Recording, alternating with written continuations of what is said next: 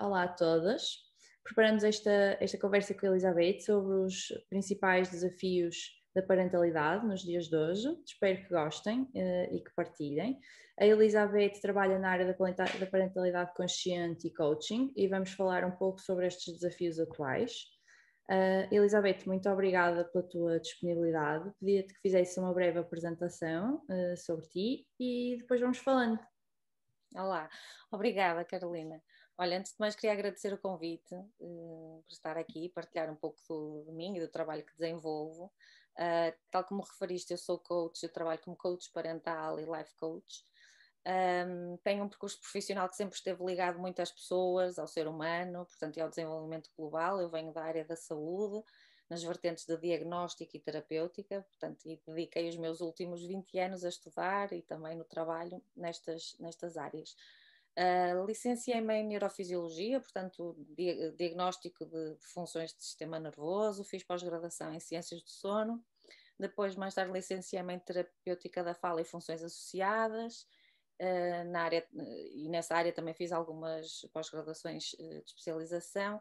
E ao longo deste tempo todo eu pude contactar sempre muito de perto com pessoas de todas as idades, desde grávidas, recém-nascidos, crianças e adultos de todas as idades, em diferentes contextos, hospitais, escolas, clínicas, e também em diferentes estádios de saúde e de doença. E, portanto, tive a oportunidade de observar sempre muito de perto uma coisa que sempre me apaixonou e que no fundo ao longo deste tempo fui percebendo que cada vez mais era a minha paixão e aquilo que eu gosto mesmo e onde queria mesmo trabalhar, portanto que era o comportamento e as relações humanas, portanto, a interação, a comunicação.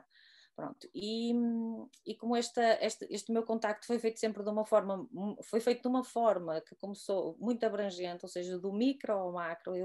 Eu comecei por observar e perceber o comportamento das células que compõem o nosso corpo e o sistema nervoso, a fisiologia, a interação, e depois também de que forma é que isso se materializava em comportamentos comportamentos físicos e também psicoemocionais e cognitivos. E, portanto, o coaching e o desenvolvimento, as áreas do desenvolvimento pessoal e a parentalidade acabaram por ser um percurso que surgiu e que foi um bocadinho inevitável nesta minha procura do conhecimento. Os desafios da maternidade também depois trouxeram-me a parentalidade consciente e fizeram com que o meu caminho também seguisse por aí. Portanto, neste momento o meu trabalho, eu dedico-me a ajudar pessoas, homens e mulheres, a criar boas relações consigo próprios, com os outros, nos vários contextos da sua vida, seja profissional ou pessoal e o familiar. Familiar, claro. Também. Exatamente, e através de estratégias da comunicação consciente e outras relacionadas com as minhas áreas de estudo. Qual achas que atualmente é o principal desafio, tanto se fala em parentalidade? Também vivemos num contexto neste momento um bocadinho especial, não é? Mas de uma forma geral, qual achas que é o principal desafio na sociedade que temos, na forma de vida que temos? Olha, nos tempos, assim, já há algum tempo, não é? O principal desafio que vejo em ser pai, ser mãe, está relacionado com o estabelecimento de boas relações. E este tempo difícil que vivemos de confinamento, no fundo, veio nos mostrar um bocadinho isso. Porque uma família é feita de relações, não é? De relações humanas. E nós, é importante lembrarmos que nós somos mamíferos, somos da espécie humana, não é? Somos seres humanos e que aquilo que fez de nós a espécie que somos hoje, não é? E nos termos tornado, por exemplo, o mamífero mais forte da cadeia alimentar foi precisamente o facto de nos termos tornado numa espécie gregária e social, onde a interação e a capacidade relacional ganhou muita força, não é? Foi isso também. A comunicação está associada precisamente ao desenvolvimento, ao maior desenvolvimento que se deu depois na espécie humana em termos emocionais e cognitivos, além de outras questões relacionadas com a alimentação e isso tudo. E, portanto, foi isso também que deu origem àquilo que nós chamamos hoje da família, essa agregação de pessoas, não é? E o estar em conjunto. E isso é feito de relações. E, portanto, as relações interpessoais têm um grande impacto na nossa percepção em geral, na nossa percepção de bem-estar e de qualidade de vida. E, portanto, numa família é sobre isso que temos que falar, é mais sobre isso que temos que falar. E, portanto, a qualidade do ambiente familiar é diretamente proporcional à qualidade das relações que existem no seu seio. Mas olha, isto no fundo não é uma inovação, não é? Portanto, a parentalidade sempre existiu, na verdade, não é? Não é uma coisa inovadora. Porque é que hoje em dia tanto se fala em parentalidade, tanto se debate parentalidade? Qual achas que é o motivo de termos tanta ciência, digamos, ou tanto mistério e tanto se debater?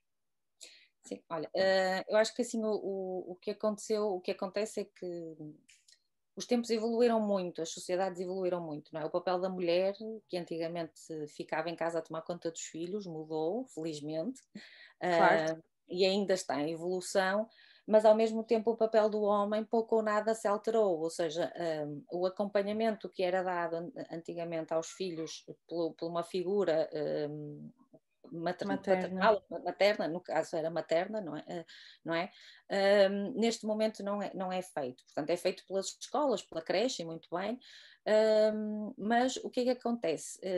Nós como espécie também somos a espécie de mamíferos que mais dependentes somos dos cuidadores. Portanto, nós primeiro a criança só começa a andar por volta do ano de idade, um pouco mais a falar melhor e a expressar-se melhor por volta dos 2 anos, não é? Mais a fazer frases, e mesmo assim altamente dependentes ainda dos seus cuidadores, não é? Como as girafas que mal nascem começam a andar, não é? Ou outros, e começam, ou outros animais, não é? Começam logo também a procurar o seu alimento e a Sem conseguirem dúvida, tem uma evolução alimentar. muito rápida, claro que sim. Exatamente. E nós, como seres humanos, isso não acontece, somos altamente dependentes dos cuidadores. Portanto, o que eu quero com isto dizer não é que agora a mãe tem que voltar outra vez para casa ou o pai tem que voltar para casa, não, tem que haver aqui um equilíbrio e essencialmente que mesmo as crianças irem para a escola e nós temos os outros contextos todos, crianças, e quem diz crianças, jovens, não é? Isto de bebés a jovens, e temos os outros contextos todos da nossa vida. O importante é que, quando estarmos presentes e que tipo de relação é que desenvolvemos quando estamos todos juntos, não é? Porque, no fundo, esta evolução em termos de movimentação social acarretou, e os estudos provam isso, não é? Que o nosso cérebro, o nosso sistema nervoso central tem estado sempre em desenvolvimento ao longo de todo este tempo, e acarretou evoluções em termos biológicos, portanto. E o meio onde nós nos inserimos é um dos grandes fatores que pesa no desenvolvimento e na evolução da criança. E é um dos fatores que tem tanto ou mais peso que a predisposição genética. Portanto, o que é que acontece? As crianças também, neste momento, os nossos descendentes, os nossos descendentes, não é? Os próximos seres humanos adultos do Exato. futuro, não é? Têm também já competências e capacidades muito diferentes daquelas que tínhamos antigamente, com que nascíamos antigamente, porque o meio à nossa volta desenvolveu, não é? E os adultos têm outro tipo de pensamento em termos cognitivos, mentais e emocionais, vão se desenvolvendo, e portanto os descendentes desses adultos vêm também com mais competências. E o que acontece é que há aqui um desajuste, no fundo, entre Desencontro. um desencontro, não é? Entre a movimentação social e a mudança social e o olhar para a criança que, no fundo, depende de um adulto e depende dos adultos para se tornar um adulto capaz, competente e que trabalha as suas competências nas várias áreas. E isto depende muito da relação de vinculação, que é o que se chama a relação que se estabelece entre a cria e o progenitor, não é? É a relação de vinculação que é o que dá a sensação de segurança e de garantia à cria, portanto à criança, ou no caso do ser humano, que aquele adulto, aquela pessoa vai cuidar dele, vai dar-lhe segurança, vai alimentá-lo, vai cuidar e ajudar a desenvolver-se e a circular no meio, a aprender a estar. E é isso. Portanto, mesmo em relação os estudos já demonstram que, por exemplo, até há 100 anos atrás, as primeiras manifestações, digamos assim, da adolescência, não é? Das alterações hormonais aconteciam muito mais tardiamente do que acontecem hoje em dia. Lá está. Isso Engraçado. é uma prova de que efetivamente as coisas, nós continuamos a evoluir como espécie. Não é? E, por exemplo, partes do nosso sistema nervoso, como por exemplo o córtex pré-frontal, não é? Numa zona aqui do cérebro mais anterior, que está muito ligada à interação social, e à integração emocional das emoções, que se começa a estabelecer por volta da adolescência, mas que não está concluída antes dos 18 anos e que vai muito, muito mais além, até os 23, 25, pelo que se sabe até agora, não é? E a ciência tem vindo sempre a evoluir e a fazer novas descobertas. Portanto, nós precisamos, a sociedade precisa também de se ajustar muito a isto, de ajustou-se, fomos fazendo os ajustes ao meio envolvente, não é? E à industrialização e depois à inovação e agora esta era das tecnologias, mas se calhar fomos deixando um bocadinho para trás o olhar que damos aos nossos descendentes e à forma como eles e àquilo que eles necessitam do nosso apoio. Certo. No fundo, se calhar estamos num processo evolutivo até do papel da mulher na sociedade. Eu acredito que seja também, portanto, obviamente que a mulher hoje em dia assume um papel diferente, e acho que se calhar um caminho funcional seria capacitar as famílias, no sentido de criar um papel partilhado, para que as crianças possam ter, e os jovens no fundo, não é? Criar uma família funcional em que possa haver esse acolhimento, esse vínculo, sem que isso também represente quase que uma missão impossível para a mulher de hoje em dia, porque acaba por ser uma missão realmente muito complicada, conseguir estar em tantas frentes, porque se calhar o papel que ela vai tendo ainda em algumas famílias ainda é um papel que não se ajusta na totalidade aos desafios que ela enfrenta e, portanto, por isso é que acho que é muito importante também falarmos sobre estes assuntos e tentarmos de uma forma muito terra a terra perceber quais são os diferentes papéis que assumimos, não é? Enquanto profissionais, enquanto na nossa parentalidade, digamos assim, mas também nós próprios também somos filhos, não é? Portanto, é realmente aqui uma mistura de um mecanismo complexo. Sim, há esse desajuste efetivo da sociedade, não é? Portanto, o papel da mulher evoluiu, efetivamente. Neste momento, a mulher também enfrenta o desafio de ser trabalhadora e continuar a assumir muitas vezes um encargo com a família, ser apenas a mulher a assumir isso. Portanto, no fundo, é aquilo que se fala muitas vezes da mulher trabalhar quase mais 40% que um homem no dia. Esses 40%, às vezes a mais, estão relacionados com tarefas domésticas e relacionadas com os filhos, não é? E, portanto, o importante aqui também, primeiro e antes de mais, é este equilíbrio, não é? Fazer esse equilíbrio, porque e hoje em dia já é permitido, de alguma forma, o pai tirar grande parte da licença de parentalidade, excetuando aqueles primeiros meses que são obrigatórios também e de uma forma Fundamentais, biológica não é? mais fundamentais, que sejam feitos pela mãe, principalmente quando há a questão da amamentação, não é? Não havendo a questão da amamentação e sendo uma alimentação ao biberão, é obrigatório por lei a mãe ficar um período inicial, mas depois pode ser perfeitamente o pai a fazer todo o resto da licença. licença de parentalidade.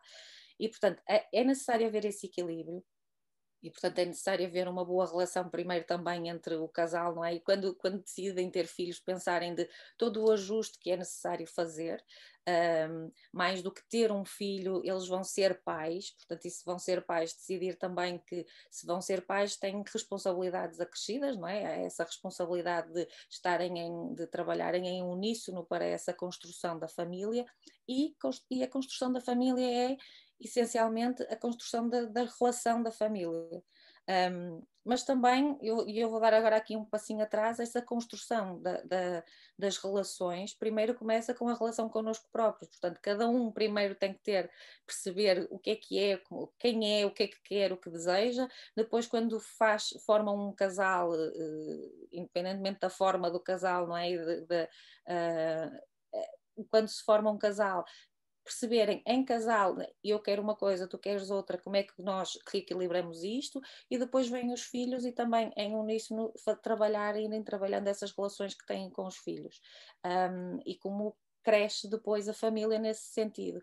E não precisamos, se calhar, de voltar, como estamos há bocadinho a falar, da questão de estar um cuidador mais dependente, mais focado na criança, portanto, no acompanhamento da criança. Isto não quer dizer que nós precisamos de voltar a esse tempo, precisamos sim de, no tempo em que estamos com as crianças e com os jovens, estarmos disponíveis para isso, sabermos que esse também é um dos nossos papéis e não nos pormos um bocadinho de lado esse papel de cuidador, porque isso é essencial ao desenvolvimento da criança, do ser humano. Muito bem. Acho que realmente é uma discussão muito, muito importante, porque acho que o papel da mulher e o papel de todos, o papel da mulher e o papel do homem, portanto, o papel de adultos, digamos assim, na constituição de uma família e nesta gestão, que realmente é um desafio, acho que deve ser partilhada, deve haver esse encontro de necessidades, de desejos, e muitas vezes não perdemos esse tempo a pensar, que depois se reflete, se calhar, em situações do nosso dia a dia que podíamos gerir melhor, e a comunicação. E há muitos desafios, no fundo, isso não é uma perda de tempo, não é? É um Não, ganho claro que não, claro que não, claro que porque sim. depois o que é que acontece? É que quando nós não fazemos isso, não é? A gestão depois o relacionamento, do nosso dia a dia, e surgem os desafios, os desafios, e que os pais falam muito de desafios de comportamento das crianças, e nós temos de perceber que as crianças aprendem a comunicar com os adultos, nós somos os modelos, e portanto, quando eles nascem, por exemplo, primeiro ano de vida ou os primeiros meses de vida, o comportamento deles é chorar, porque é a única forma que eles sabem, não é? Eles não sabem falar, não sabem nada, e portanto eles choram para nos mostrar que têm sono, que têm a fralda suja, que têm fome, não é? À medida que vão crescendo, eles vão aprendendo a falar e a comunicar, mas isto é um desenvolvimento que não acaba ali aos 2, 3 anos, Não basta eles falarem. Exatamente, Não não é? basta eles falarem, eles têm que aprender toda uma série, toda uma quantidade de competências sociais e de como comunicam, como é que gerem as emoções. Eles não sabem, para eles é tudo novo, não é? Nós é que somos os Claro. adultos que já cá estamos há mais tempo e que já vamos tendo conhecimento, e especialmente se tivermos fizermos um processo de autoconhecimento, não é? O que é que se passa connosco e como é que nós podemos transmitir isso, não é? E controlar determinadas emoções e como é que nós podemos lidar com elas e o que é que está agora a acontecer. Nós temos que os ensinar e ensinar à medida que eles vão crescendo, não é? Até, como eu falei há pouco, não é? Essa parte da integração emocional é feita até idades de jovem adulto, não é? 25 anos, 23, 25 anos, não é? Portanto, há sempre um ensino, há sempre o adulto é quem tem o maior poder nessa relação, não é? É quem cuida, quem ensina, é o modelo a seguir. E, portanto, também é aquele que tem mais responsabilidade na construção deste ser humano, não é? Deste ser Claro. humano que são as crianças. E portanto, acho que aí é o grande foco da parentalidade e destas questões da parentalidade, e que deve ser pensado também pela sociedade em geral, independentemente de terem filhos, não terem filhos, é precisamente isto, o grande foco tem que ser este.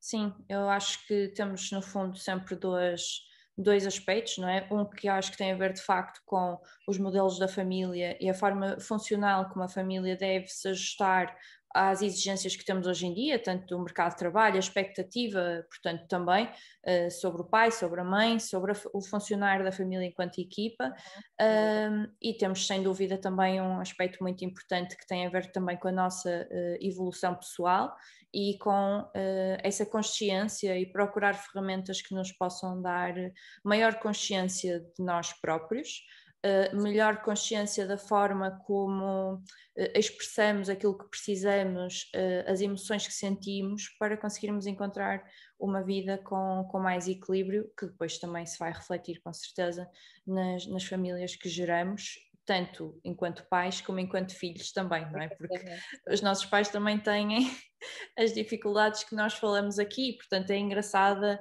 esta dualidade, não é? Somos sempre filhos também, por isso é que achei muito engraçado perguntar-te porque é que tanto se discute e refletirmos um pouco sobre isso, não é? O papel que no fundo vamos evoluindo, a sociedade evoluiu, mas se calhar ainda não encontramos um modelo funcional universal ou mais permanente, digamos, ou mais, como é que eu ia dizer, que esteja equilibrado.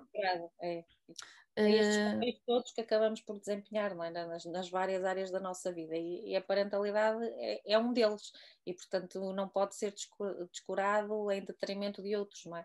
E muitas vezes nós também pensamos, nós como pessoas, eu costumo usar uma metáfora de nós sermos, não é, o círculo do 100%, não é, o diagrama, claro. O diagrama dos 100%, e portanto esses 100% que sou eu como pessoa tem que ser repartido pelas várias áreas da minha vida, portanto o tempo para mim, pessoal, não é, o tempo de relacionamento, por exemplo, em casal, depois o tempo como mãe, não é? O tempo de família, porque é diferente, depois também o de mãe, como cada um dos filhos, não é? Como é que se relacionamos, é todo este tempo de família, de parentalidade, é preciso reparti-lo, não é? Como é que eu me relaciono digamos, com o pai das crianças, como é que depois nós os dois nos relacionamos com os filhos todos, como é que nos relacionamos só com um, como é que eu me relaciono com cada um deles, não é?